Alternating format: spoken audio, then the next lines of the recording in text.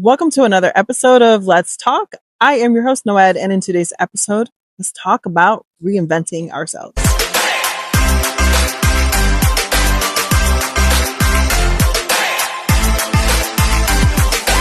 Hey, welcome. I'm in the woods today. It's a perfect place to be out here. It is not too hot. I'm not battling elements. I'm not battling mosquitoes, and the sunlight hitting my face, it feels really good. I'm not roasting. I'm not burning, which is perfect. And as many of you may know, the woods is the place for me. Yes, some, walks and drives by beaches. Those are always awesome. But there's something about the woods where I can go. It's a place where I can go quiet my mind, meditate on some things, et cetera, et cetera. And now that I'm entering a new season of my life, I'm like, this is the perfect place to think about those things and strategize and map out and discern uh, what it's going to take to get there, right? And as I was doing that, it dawned on me that, it's going to require some reinventing of self.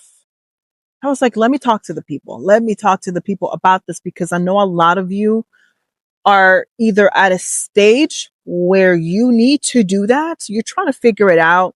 And maybe you're frustrated and you're trying to make it work.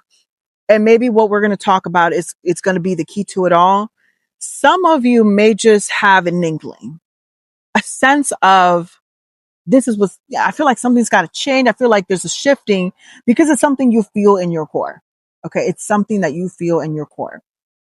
And maybe you don't have language for what it is you're experiencing. Maybe you don't have language for what needs to get done. And hopefully the talk and the conversation we're going to have here in this particular episode can be a light bulb moment where you're like, aha, this is what I got to do. On a personal level, it's just personal context. I just ended a season of transition and I am just now exiting a season of rest, a season that was absolutely necessary. I had to process the changes in my life. I had to grieve what was and what I thought was going to be that didn't happen to be. And that is a necessary process of change. It is a necessary cycle in life. And for more context, feel free to check out the video that is titled A Call to Rest. That will shed light a little bit more as to what I'm talking about. But now that I know with certainty that transitionary period is over, transition is complete, and I'm kind of sensing and knowing what's next. I, of course, don't have the full picture. I'm not all knowing. I'm not omnipotent. I'm not. But, you can sense and you can feel a pull or a pull or a guiding almost as to the direction where you got to head. And in realizing, oh, there are people, places, and things that either have to change or gotta go. And that is okay. So we're going to talk about people, places, and things and what that looks like when it comes to reinventing yourself. Because I caught myself trying to go into the new with old methods, old people, places, and things that really have no place for the new. Strategies that, hey, they worked before, but it's not going to take you to the next level. They only worked at this level, at this place. And that is okay. It's time to switch it up and try something new. So let's talk about the people. The reality of it is that yes, there are people that will be with you a whole lifetime. People that are in your inner circle, and there may not be a whole lot of them. And I'm sure as I'm saying this, you're probably thinking of two or three, and that's okay. Because your inner circle should be so small that it's practically a dot. Because firstly, that's a whole lot of voices. You want to keep your inner circle small, and that's okay. And there are people that will be with you a whole lifetime. But then there are others that are only meant to be in your life for a season. You're only meant to be in certain people's lives for a season of theirs as well. And that's okay. And it doesn't mean that the ending of that relationship or that partnership needs to be tragic and sad and full of drama. Sometimes it is a quiet drifting away. It is a quiet, oh, I haven't talked to so and so in 2, 3 years. Like it's just a quiet drifting away. And that's okay. It doesn't mean there's any animosity, any bad blood, or anything like that. And sometimes there will be an evident parting of ways that is a good thing. Like, hey, I feel led to X, Y, and Z. It's been great. Thank you for everything. And that's it. It doesn't need to be dramatic or drastic. But it like I tell my kids, when it's time to go, it's time to go. When it's time to go, it's time to go. Now, for myself, I've had to do that in this season, and it's okay. And still friendly with people. Still, my goodness, if I see them out, out and about, like absolutely. Um, but the pivot, the pivot was necessary, but I had to take it a step further. I know that social media and content creating is going to be a big part, or it is a big part of what is to come. Okay, of what I need to do. It's essentially, no pun intended, is the platform that I currently have. And so I have to be very strategic with it. This is not, although some of us love social media for entertainment for ourselves, at the end of the day, I'm here not as a consumer necessarily, but as a creator, somebody who's using this to leverage, what has been placed in my hands, the giftings and all the things and what is meant to be. And I've noticed that I've been in this place where I haven't as seen it grow, period. And it's been a little frustrating. We try not to care about the numbers and the stats and the things like that. And I'm like, okay, I don't have the best content. I'm not the best editor. Maybe don't have the most engaging, the best topics or things like that. But I sure as heck know it ain't the worst. And I have seen content where it's like, oh my gosh, and this got this many views or blah, blah, blah. You really try not to compare, but you can't help it. You do. But I noticed like, okay, I'm not expecting growth over, a, a huge grow overnight, but it's staying stagnant. And something's got to give. After many months of stagnation, knowing what I know about social media, because, I've helped people grow, mainly organizations grow their social media. I have an understanding of how algorithm works. I have the knowledge on how to do this, and I've been able to successfully do this for them. Why can't I do it for me? What's going on? And in that meditation and in that frustration, and even in praying about it, like what am I missing exactly? It dawned on me that, oh, you have a lot of lurkers on your page.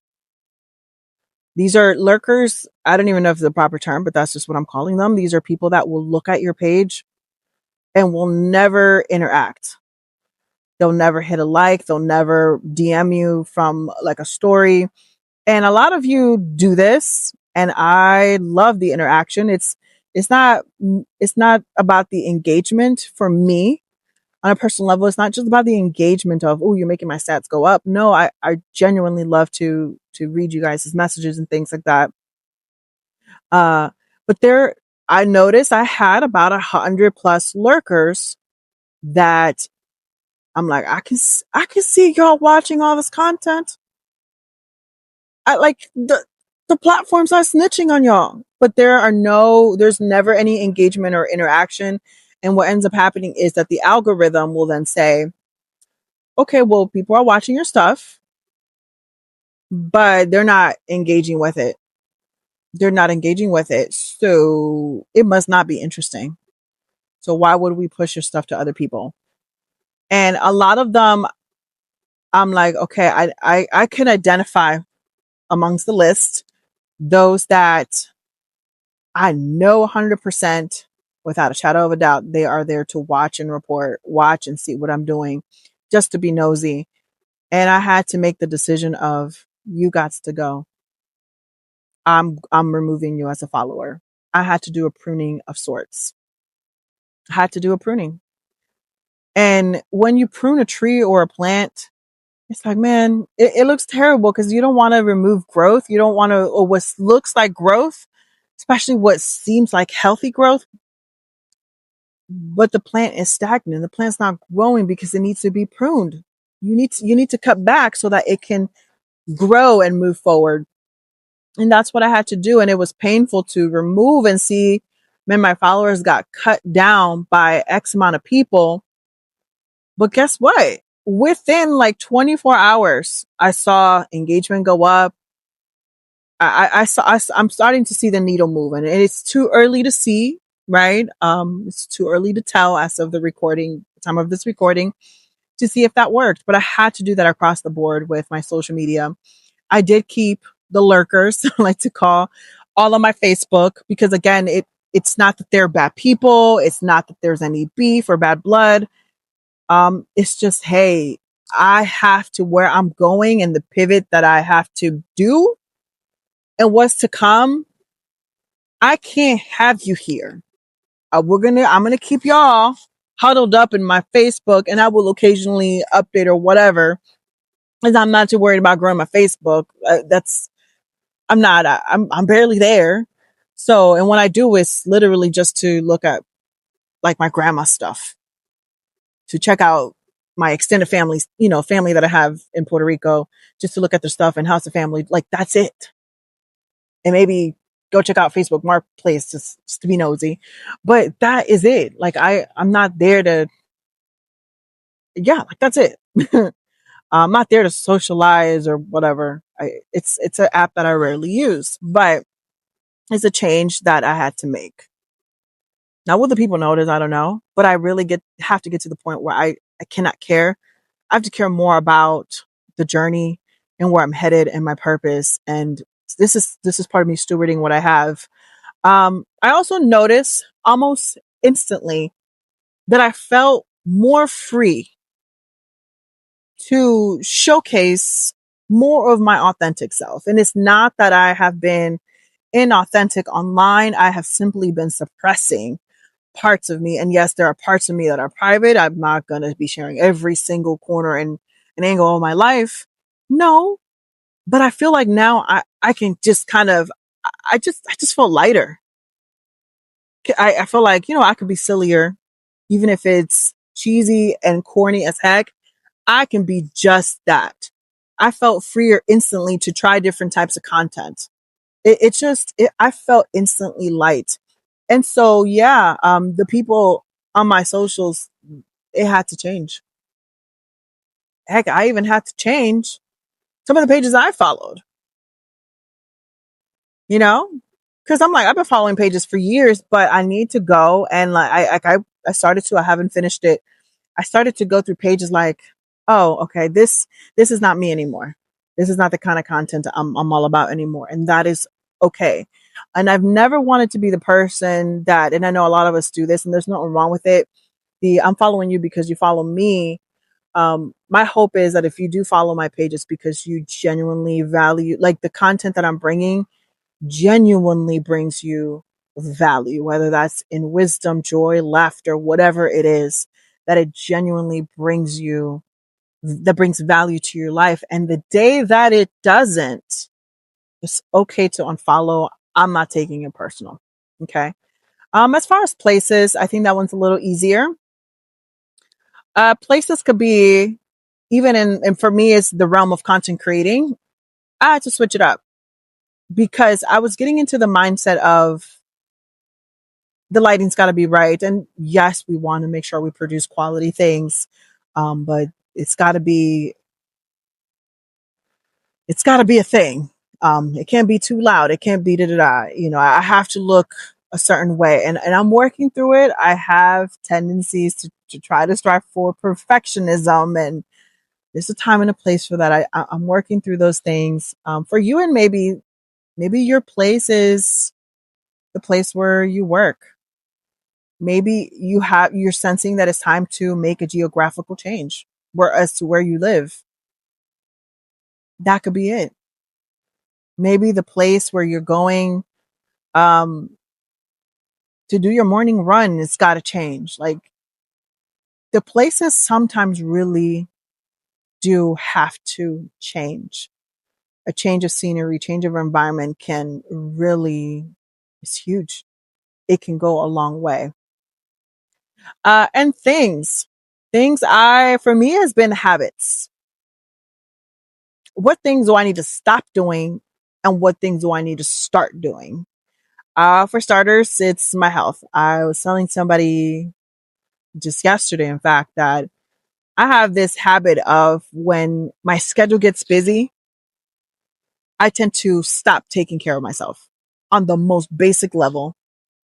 Like I will forget to eat, and then when I do eat, I'm eating like trash. Like I'm eating trash. I'm eating garbage, like, figuratively. But I'm not eating the best.